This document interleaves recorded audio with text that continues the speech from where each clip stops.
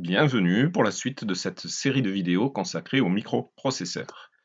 Au menu aujourd'hui, on va parler des mémoires et comment elles stockent de l'information. Beaucoup de choses à dire. Souvenez-vous, dans la première vidéo, on avait vu des mémoires pour le programme, pour les données et même le cache. Dans la seconde vidéo, j'avais détaillé la notion de bit mémoire.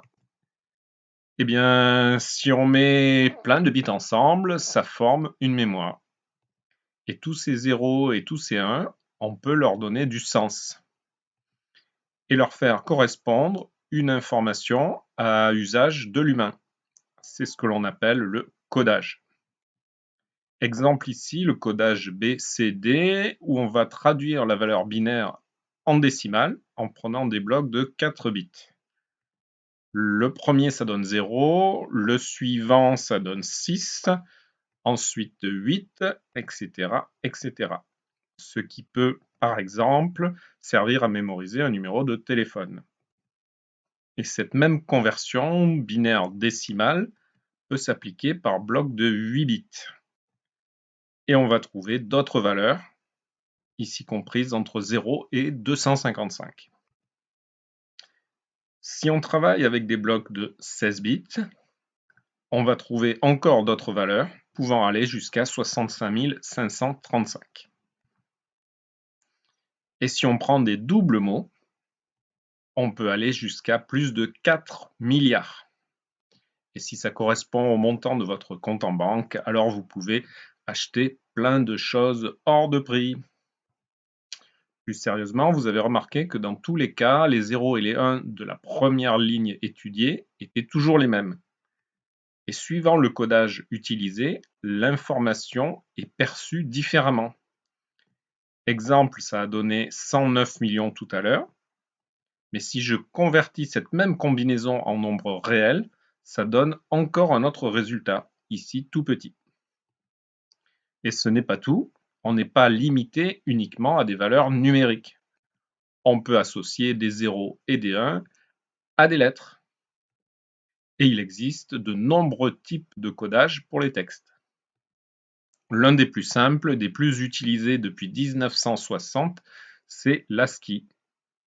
Un code sur 7 bits, ou 8 dans sa version étendue.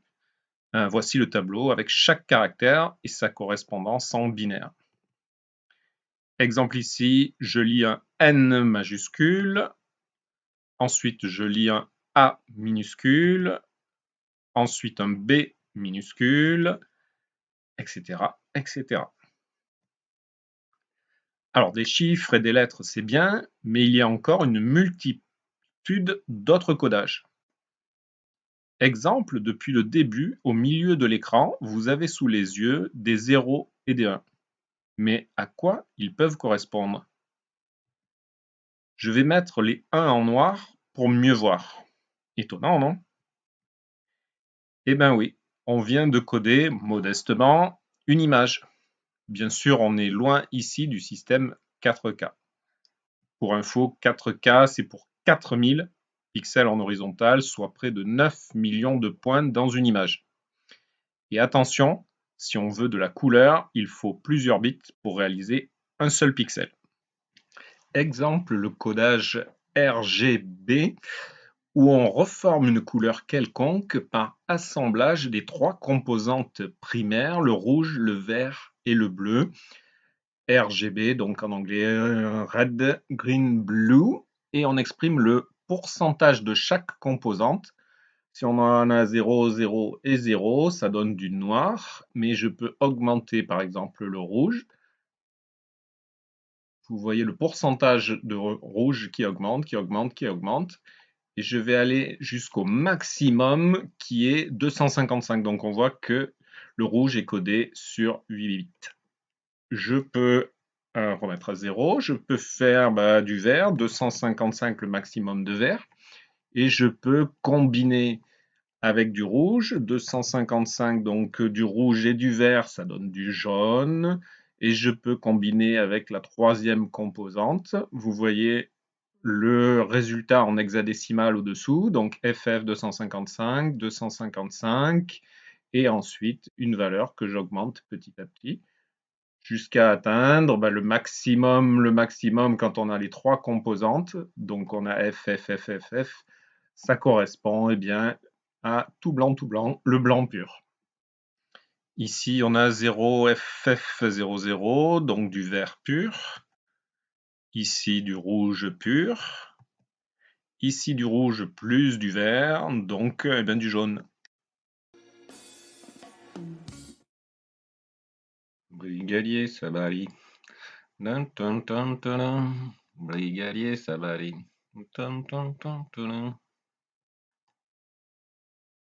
Bien sûr, on peut aussi coder du son, soit avec le célèbre format MP3 ou avec plein d'autres méthodes. Mais important de comprendre que suivant le codage, une même information peut prendre plus ou moins d'espace mémoire. Je reviens sur l'histoire des couleurs de tout à l'heure. Le RGB, je l'ai montré sur 3 octets. On l'appelle RGB 888.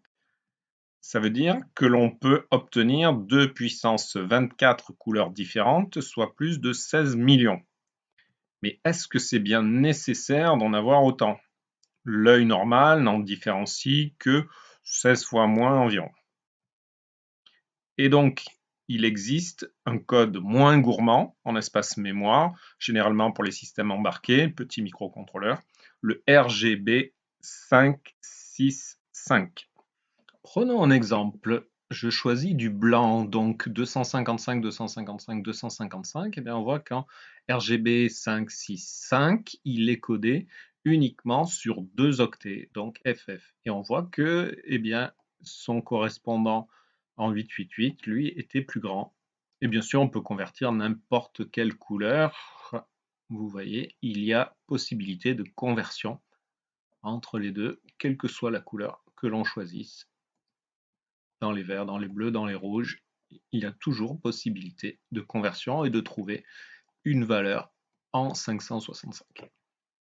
En résumé, il y a toujours un compromis à trouver entre la qualité ou précision de l'information et la place qu'elle va occuper en mémoire. Allez, on enchaîne. Regardons maintenant comment sont placés les 0 et les 1 à l'intérieur d'une mémoire. On l'a compris, il y a une multitude de 0 et de 1. Alors, comment s'y retrouver dans toute cette immensité? Alors, première chose, c'est que les 0 et les 1 sont regroupés par blocs, placés les uns à la suite des autres. Des blocs qui comportent généralement 8 bits, ou 2 x 8, ou 4 x 8. Exemple ici, une mémoire contenant des données au format 16 bits. Et autre point important, chaque bloc a un numéro d'emplacement pour pouvoir le retrouver dans la liste. Ce numéro est appelé adresse. Et n'oublions pas que comme toutes les choses en informatique, une adresse sera manipulée en binaire par le processeur. Et qui dit binaire dit nombre de bits. Exemple ici, 4 bits. Et le nombre de bits d'adresse est indépendant du nombre de bits de données. Par contre, le nombre de bits d'adresse a une conséquence sur la taille d'une mémoire. Exemple ici, 2 bits d'adresse permettent de mémoriser 4 données. Avec 3 bits d'adresse, on peut mémoriser 8 données. Avec 4 bits d'adresse, on peut mémoriser 16 données. En généralisant, n bits d'adresse permettent de numéroter 2 puissance n cases de données. Alors, l'unité de mesure pour la taille d'une mémoire, c'est l'octet. Attention, en anglais, un octet, c'est un B majuscule pour byte. Et pour calculer la taille d'une mémoire, on compte les octets. Exemple ici, 8 cases de 1 octet, ça fait 8 octets. Ce qui donne la même taille qu'une mémoire avec 4 cases de 2 octets. En généralisant, on calcule la taille d'une mémoire en multipliant le nombre d'adresses par le nombre d'octets contenus à chaque adresse. Les tailles des mémoires actuelles étant gigantesques, on utilise des multiples de l'octet. Mais attention, un kilo-octet, ça fait combien d'octets? Eh bien, en théorie, c'est 1000. Le système SI est très clair là-dessus. Pourtant, en informatique, c'est pas si évident. Prenons l'exemple d'une mémoire de 512 adresses, soit 9 bits d'adresse. Ça donne évidemment 912 octets. Je rajoute maintenant un bit d'adresse pour passer à 10, donc 1024 adresses, donc 1024 octets pour la taille de cette mémoire. Si on regarde 1000 octets, ça veut dire qu'on s'arrête à l'adresse 999. Donc ça veut dire que sur 10 bits, on a 24 adresses possibles en plus. Et du coup, les premiers informaticiens ont arrondi et ils ont dit 1024, ça fait 1 kilooctet. C'est le multiple de 2 le plus proche de 1000. Mais les années ont passé et avec l'accroissement des tailles, le 1024 multiplié par 1024 à chaque changement de tranche, ça fait des gros écarts. Et ce problème, s'il est vu par un commercial, ça ne rejoint pas le mode de pensée de l'informaticien. Et du coup, c'est l'embrouille. Bataille judiciaire, nombreuses sociétés mises en cause, souvent les constructeurs perdent, mais pas toujours. Regardez, en 2020, SanDisk a gagné. Mais alors, que fait la justice? Alors, regardons ce que disent les normes. Elles disent que 1 kg, ça reste toujours 1000, même pour les octets. Cependant, ils ont rajouté des unités pour travailler en binaire. C'est presque pareil, ils ont juste mis un i minuscule en plus. Donc pour l'informaticien, c'est 1024 et pour le commercial, c'est 1000. Mais j'ai mis il faudrait, car en réalité, cette norme a du mal à être appliquée. Prenons un exemple au hasard chez le fabricant Pure Storage pour de la mémoire SSD. Différents modèles disponibles, je prends celui à 663 Tera, je divise par 1024, encore par 1024, encore par 1024, encore par 1024. Et on retrouve bien au final 602,9 en binaire. Donc ça veut dire qu'il y a vraiment 663 000 milliards d'octets en vrai ici. Et plus les tailles sont grandes et plus l'écart est grand entre les deux unités. Exemple ici avec un module de plusieurs pétaoctets. Autre exemple avec ce disque SSD, comment interpréter le 3,84 téraoctets en considérant 1000 pour 1 kg ou 1024 pour 1 kg? Suivant comment on calcule, ça nous fait 1000 milliards de différence. 1000 milliards, c'est la taille du disque D de mon ordi. Et regardez comment Windows calcule. Il dit que 1 kg, c'est 1024. Et il a oublié d'écrire le petit i. Eh bien moi aussi, comme Windows, je vais faire le rebelle et dire qu'un kilo, c'est 1024 octets. Alors en informatique, les kilos c'est bien, mais c'est tout petit. Et on passe vite aux mégas. Puis les gigas, qui sont déjà bien, mais il est encore plus grand. Les téras, soit 2 puissance 40, soit environ 1000 milliards d'octets. Ensuite, les pétas, le million de milliards, et l'hexa, le milliard de milliards. Alors, si je reprends plus sérieusement à quoi correspondent ces ordres de grandeur, on va dire qu'entre kilo et méga, c'est pour les petits systèmes embarqués, ce qui était aussi l'ordre de grandeur de la capacité d'une disquette, mais on va oublier, c'est trop vieux. On passe au giga, ça c'est pour les petits stockages de données. Le téra, c'est pour l'informatique personnelle. Et après, c'est le monde du big data, et notamment les data centers, où on parle même en zétaoctets, soit des milliers de milliards de milliards. Ce qui est lié à l'évolution des systèmes. Si on regarde au niveau mondial, la production de données, c'est environ 64 zétaoctets en 2020. Et environ 10% est stocké. Tenez, regardez ce chiffre. Le nombre de recherches sur Google en instantané avec le total sur 12 jours. Et tenez, regardez le plus gros data center au monde réalisé par des Chinois en Mongolie. Des bâtiments gigantesques. Mais cet exemple ne doit pas faire oublier que ce sont les États-Unis qui sont les champions en la matière. et qui devrait bientôt battre le record avec le data center de Renault de la société Switch. Tenez, regardez à l'intérieur. Des rangées d'armoires à perte de vue, avec une multitude de câbles et de fibres optiques. Et le tout surveillé par des gros balaises tatoués. La sécurité, c'est du sérieux. Allez, essayons d'aller voir sur place. Allez, on part en voyage aux États-Unis et plus particulièrement au Nevada. Ah, c'est de ce côté-là. Et plus particulièrement encore à côté de Reno, la ville, là où on va trouver ce fameux data center. Hop, regardez, le bâtiment, ça rigole pas ça, hein. Allez, on peut même se permettre le luxe d'aller sur place. Donc là, pas de doute, hein, c'est bien le désert du Nevada. C'est aride. Et hop, oh, voilà, le poste de sécurité avec les gros balaises là. Donc, vous voyez, ça rigole pas. Je me balade un peu plus loin. Donc, vous voyez la taille, ça rigole pas du tout. Et tiens, autre chose que je voulais vous montrer tant qu'on est là, c'est que le hasard, je sais pas comment un hasard, fait que l'on trouve la Gigafactory de Tesla juste à côté. C'est le voisin. Regardez, la Gigafactory. Allez, on va aller voir sur place aussi. Hop. Donc on est toujours dans le désert, hein. Hop, on va s'approcher. On va s'approcher, on va s'approcher.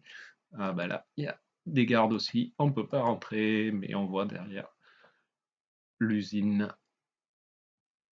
Alors, ce que l'on a vu du data center, c'est juste le début. Il n'y a pour l'instant qu'un bout du bâtiment 1 de construit. Et 7 sont prévus. Et il faudra une puissance de 815 MW pour alimenter tout ça. L'équivalent d'un réacteur nucléaire. Mais les ricains, ils ont eu une autre idée, regardez. Eh bien, si on descend un peu plus bas, je dézoome, on est toujours dans le Nevada, mais on va trouver Las Vegas. Yes. Et à Las Vegas, ils ont construit, regardez ça. Eh bien, des panneaux solaires, des tonnes de panneaux solaires, une centrale immense de panneaux solaires. On peut y aller, tiens. Hop.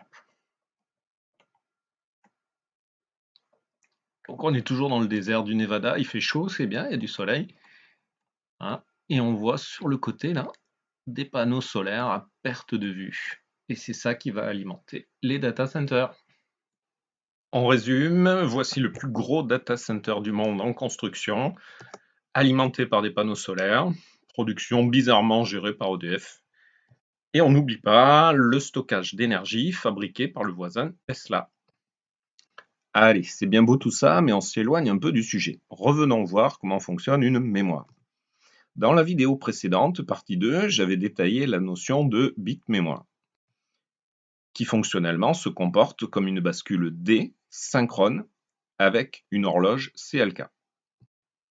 Si on veut manipuler des valeurs, donc des ensembles de bits, il faudra autant de bascules que de bits. On pourra alors écrire une valeur, donc un ensemble de 0 et de 1, de façon synchrone grâce au signal d'horloge commun. On pourra relire ces bits quand on veut, autant de fois qu'on veut. Ils resteront dans le même état jusqu'à la prochaine écriture avec la cloque. On a vu également qu'une mémoire, c'était de nombreux blocs identifiés par des adresses. Tous ces blocs prennent leurs données entrantes sur un même bus.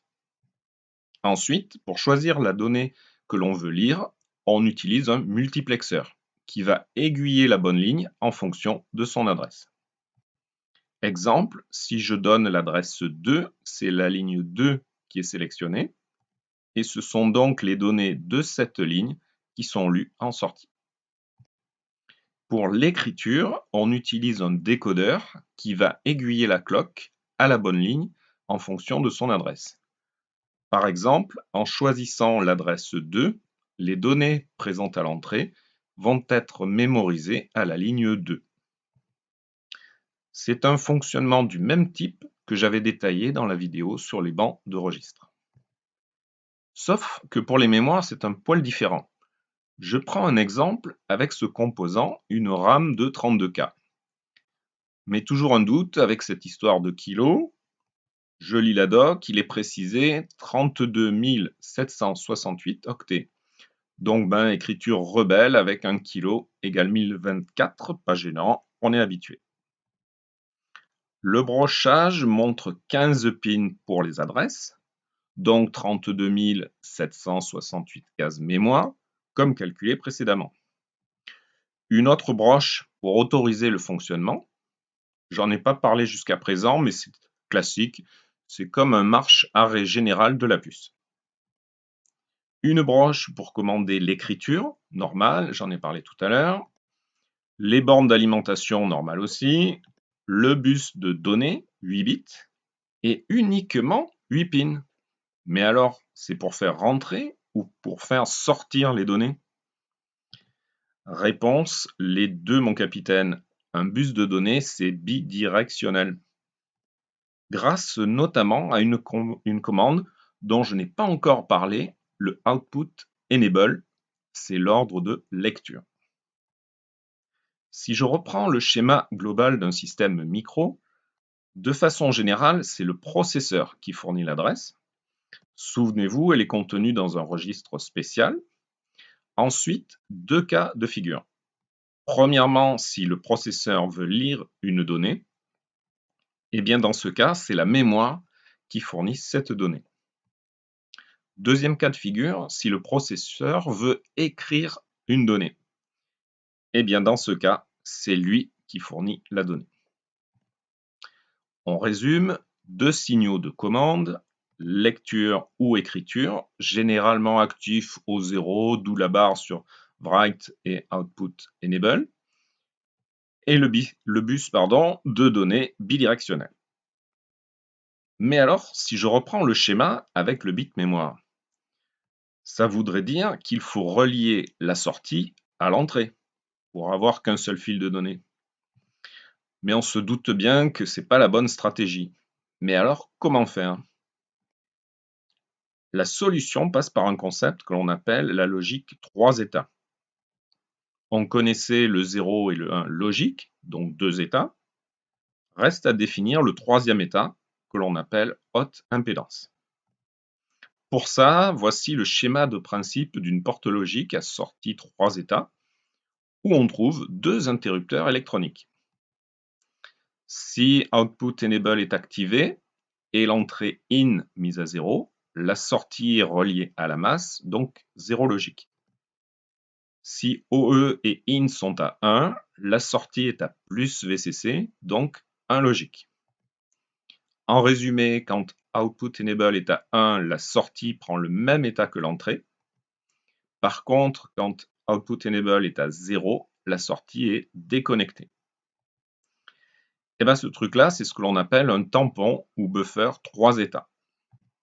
En vue simplifiée, ça donne un interrupteur commandé. Et ce tampon, on va le mettre en sortie du bit mémoire. Pour l'écriture, ça ne change rien, toujours sur la cloque. Par contre, sans signal de lecture, la sortie de la bascule est déconnectée. Et quand le processeur demande une lecture, le contenu de la mémoire peut lui être envoyé. Bien sûr, ça sous-entend que le processeur, lui aussi, comporte un système 3 états, avec une commande qui permet la réception sans perturber la sortie de l'élément concerné, registre ou autre.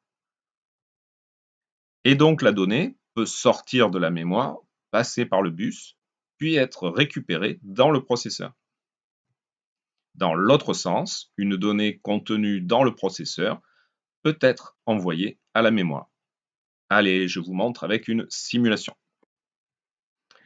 Alors voici mon schéma avec le processeur à gauche, la mémoire à droite. C'est une mémoire où il y a 4 bits d'adresse, donc 2 puissance 4, ça fait 16 emplacements de mémoire. Les données sont sur 8 bits, donc c'est une 16 x 8, donc 16 octets en capacité. Le Write Enable actif au niveau bas, je l'ai inversé pour qu'un 1 ici commande l'écriture. Pareil, le Output Enable actif au niveau bas, inversé pour qu'un 1 provoque la lecture. Et au niveau du processeur, c'est lui qui fournit les adresses, avec les bits ici. Il peut fournir également une donnée sur le bus de données reçue par la mémoire.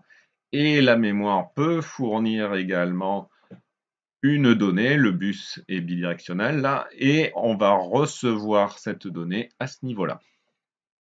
Le contenu de la mémoire, ben pour l'instant il est vide, on n'a rien mis dedans. Je commence bien, en faisant une écriture. Écriture, donc on a écrit quoi? Ben, on a écrit ce qu'il y avait sur le bus de données, c'est-à-dire 0, à l'emplacement 0, puisque sur le bus d'adresse, il y a 0. On regarde. Et en effet, à l'adresse 0, on retrouve la valeur 0. OK. J'aurais pu envoyer une donnée, par exemple, je ne sais pas, 3, envoyer sur le bus. Donc maintenant, ça se propage. Et maintenant, si je fais une écriture, on va voir qu'à l'emplacement 0, il y a la valeur 3 qui était présente sur le bus. Je peux continuer comme ça, choisir l'adresse 1, mettre une autre valeur. Pour l'instant, cette valeur n'apparaît pas, hein. Si on regarde, il ne s'est rien passé. C'est au moment où je vais faire l'écriture que l'on va retrouver bien, la valeur 7 à la case suivante. Je peux continuer comme ça. L'adresse suivante, c'est la 2. Je mets encore une autre valeur. Je fais une écriture. Et là, on retrouve bien, le 15 à la case encore à côté. D'ailleurs, je peux mettre moi-même le contenu de la mémoire. Par exemple, allez, 06 86 87 88 89, c'est le numéro de téléphone de qui vous savez. OK. Au niveau de cette mémoire, donc elle contient autre chose, et je vais essayer de lire ce contenu. Alors pour ça, je vais arrêter l'envoi. La donnée qui est là, de toute façon, on peut la laisser puisqu'elle est plus propagée. Et je vais choisir, adresse 0 lecture, et on voit le 6 qui apparaît au niveau du processeur. Je peux changer l'adresse. Adresse 1, c'est le 86.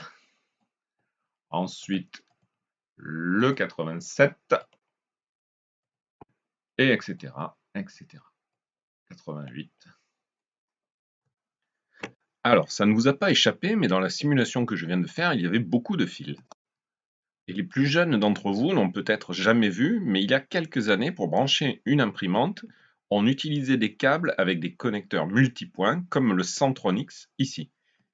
Et pour raccorder des éléments à la carte mère, on utilisait des câbles en nappe. Mais alors, avec les tailles de bus qui ont augmenté, maintenant on devrait avoir des nappes géantes. Eh ben non, c'est l'inverse. Le connecteur USB est devenu un standard et il n'a que 4 broches. Mais 1 téraoctet sur 4 bits, c'est étrange, non? Et sur les cartes SD alors?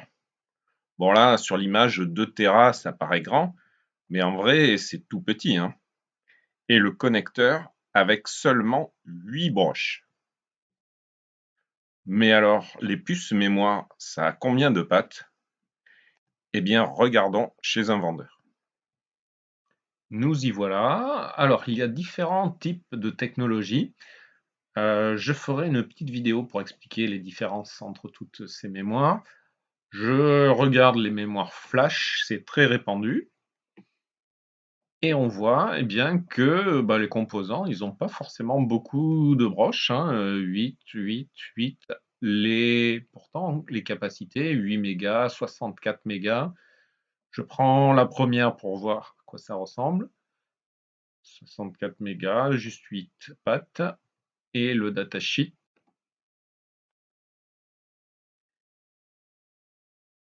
Un mot important, serial interface. Serial interface. Serial interface. Et on voit qu'il n'y a pas de fil d'adresse, mais des serial input. Je reviens sur le guide de choix. Et en effet, on a possibilité de choisir le type d'interface. Et c'est là où on voit eh bien, tout ce qui est série, SPI, SE, ici, ou alors ce qui est parallèle. Si je prends ce qui est parallèle, eh bien là, par contre, on retrouve beaucoup de broches. Je prends la première juste au hasard, 32 mégas. Et je prends le datasheet.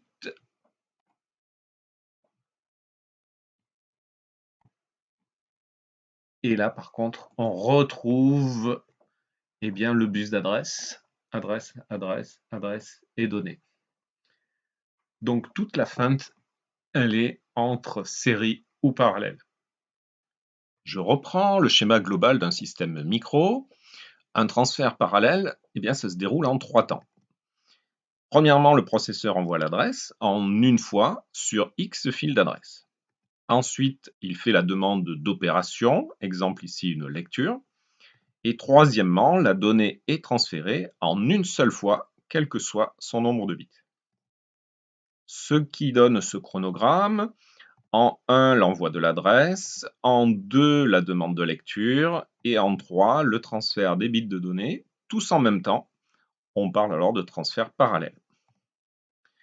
Regardons maintenant le transfert série. Alors il existe une multitude de possibilités. Je vais juste montrer le principe général à partir du bus SPI. On l'a vu, il est très utilisé pour les mémoires. On définit un maître et un esclave. Le maître peut envoyer des informations, attention, sur un seul fil. L'esclave peut aussi envoyer sur un seul fil également. Et pour cadencer le fonctionnement, un troisième fil, une horloge. Je reprends le schéma global du système micro et regardons les étapes d'un transfert de données. Premièrement, le processeur envoie l'adresse, mais pas en une seule fois. Il le fait maintenant bit après bit, en commençant par le point fort au rythme de l'horloge. Ensuite, c'est la demande d'opération, une ou plusieurs fois suivant le protocole. Et après, c'est le transfert de la donnée, qui commence par le bit de poids fort, puis le suivant, toujours au rythme de l'horloge, et autant de tops d'horloge que de bits à transmettre. Ce qui donne ce chronogramme. En premier, envoi de l'adresse, qui dure X tops d'horloge. Ensuite, la demande de lecture. Et enfin, le transfert des bits de données, qui dure Y top d'horloge. Si on résume, un transfert parallèle nécessite beaucoup de fils, mais ce transfert se fait rapidement en une seule fois. Un transfert série n'a besoin en théorie que d'un seul fil, mais les bits sont transmis les uns à la suite des autres, donc beaucoup d'étapes. Il faut donc une horloge très rapide pour compenser. Ou sinon, faire un mix avec des liaisons série multiples. Allez, regardons quelques standards actuels. Le classique bus USB, qui n'a cessé d'évoluer, le très répandu 3 points avec un débit de 10 gigabits par seconde, et actuellement le 4.0 avec 40 gigas. Et différents types de connecteurs, mais toujours très peu de fils. 2 pour l'alimentation, 2 pour les données, qui forment une seule liaison différentielle, sans horloge. Pour le récent USB-C, on commence à voir apparaître plusieurs liaisons série en parallèle. On passe à un autre standard, le parallèle ATA, aussi appelé IDE. Bon, ça date un peu. La dernière version, c'était en 2002 avec des nappes à 80 fils. Mais depuis, les versions S, les SATA, sont apparues et font du transfert S comme série. Actuellement, on atteint des débits de 6 gigabits par seconde sur 4 fils de data, donc transfert série à 2 voies. Allez, un autre standard, le PCI, et le P c'est pour parallèle avec un classique 32 bits. mais qui date un peu. Le PCI est passé ensuite en version série à une voie notée X1 et donc un tout petit connecteur. Puis 4 voies X4, puis X8, puis X16, où ça ressemble à du parallèle, tellement il y a de broches. Mais c'est bien du transfert série. Et du coup, c'est très très rapide. 500 fois plus que le PCI parallèle. Et récemment, il a été créé un protocole pour communiquer avec des disques de stockage SSD en utilisant PCI Express. Il est aussi utilisable avec des disques durs mécaniques depuis 2021, mais ça, c'est pour des raisons de compatibilité. Car en termes de performance, surtout de rapidité, le SSD est meilleur. Prenons un exemple avec celui-ci, un disque dur. Si on ouvre, on voit la partie magnétique qui tourne, c'est pour ça que ça s'appelle un disque. Prenons ensuite un SSD, on parle aussi de disque, mais c'est un abus de langage, car à l'intérieur, il n'y a rien qui tourne, on trouve juste des composants, des mémoires flash. Et autre point important, c'est l'interface. Pour une même mémoire SSD, je vais comparer le SATA et le NVMe. Et avec le logiciel Crystal Disk Mark, regardons les vitesses de lecture et d'écriture. Pour des accès séquentiels de grande taille, le SSD est 5 fois plus rapide. Et ce SSD est encore 6 fois plus rapide en version NVMe. Pour des transferts aléatoires de petite taille, plus représentatifs d'une vraie utilisation, les débits sont beaucoup moins grands que ceux annoncés par les fabricants, mais l'écart est énorme entre disque rotatif et mémoire flash NVMe. En résumé, NVMe permet de profiter pleinement du bus PCI Express, exemple sur cette pub où le fabricant vante les mérites de son produit, mais attention, il y a une indication M.2 à ne pas négliger, il s'agit du type de connecteur. Ce connecteur permet d'interfacer les principaux bus actuels, l'USB, le SATA et le PCI Express, avec différents types de brochage, identifiés par key plus une lettre. Pour un disque SSD, on peut trouver des clés B ou M ou B plus M. Exemple, un connecteur femelle clé B comporte 2 rangées pour un total de 67 broches, avec un détrompeur qui prend la place de 8 pins. Sur les sockets M, un détrompeur de même taille, placé différemment, avec seulement 9 pins à droite, mais au final, on retrouve aussi 67 broches. Et attention, le circuit imprimé qui vient se connecter doit être dans le bon sens. Pour se repérer, les emplacements sont numérotés de 1 à 75, ce qui permet de retrouver les pins utilisés, toujours 67.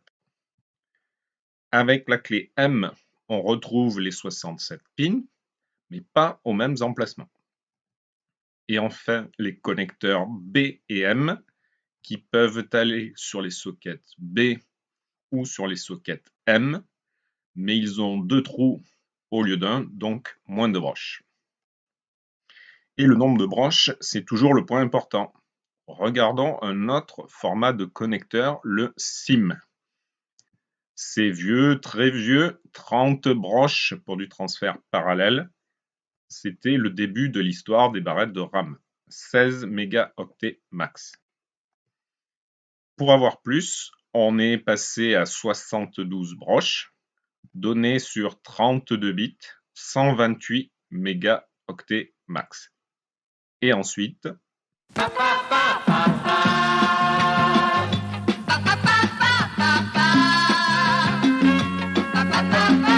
eh bien non, ici le D c'est pour double face. Si on regarde l'encoche où vient se loger la carte mémoire, on voit des contacts des deux côtés. Des deux côtés, donc ça signifie eh bien, qu'il y a le double de broches, donc ce qui fait beaucoup, regardez, de ce côté. Avec les formats actuels, plusieurs variantes de DIMM. Au max 288 pattes pour DDR4 et 5. Et remarque que le D de DDR signifie un autre doublement du transfert, en prenant en compte les fronts montants et descendants de l'horloge. Exemple ici de connecteur, les broches 1 à 144 d'un côté et 145 à 288 de l'autre. Des bits d'adresse et des bits de données, donc un transfert parallèle, si on oublie les quelques ruses des constructeurs pour améliorer les débits. Et du coup, ça donne des mémoires allant jusqu'à 64 gigaoctets et même plus pour les modèles professionnels. Allez, petit résumé de la situation. Un système à microprocesseur doit communiquer avec de la mémoire, pour les programmes généralement du stockage SSD, pour stocker temporairement des données généralement de la RAM, et le processeur doit aussi communiquer avec l'extérieur, donc avec les périphériques. Différents standards de communication et différents critères à prendre en compte, toujours liés à la façon de transférer les données. Ce qui donne une multitude de possibilités et le meilleur choix n'existe pas. Il faut s'adapter à chaque type d'utilisation. Certains ont besoin de rapidité, ce qui va orienter le choix du type de communication. Pour d'autres, il faut stocker beaucoup de données. Pour d'autres, un peu moins, et même pas besoin de réagir en une microseconde d'ailleurs. Pour d'autres, c'est l'encombrement qui est important. Exemple avec les PC stick, tout petits mais puissants quand même. Et pour les systèmes embarqués, avec les microcontrôleurs, tout se passe à l'intérieur. Regardez le SPI dont je parlais tout à l'heure, et plein d'autres bus d'ailleurs, et différents types de mémoire, que je détaillerai bien dans une prochaine vidéo. Allez, à bientôt pour la suite.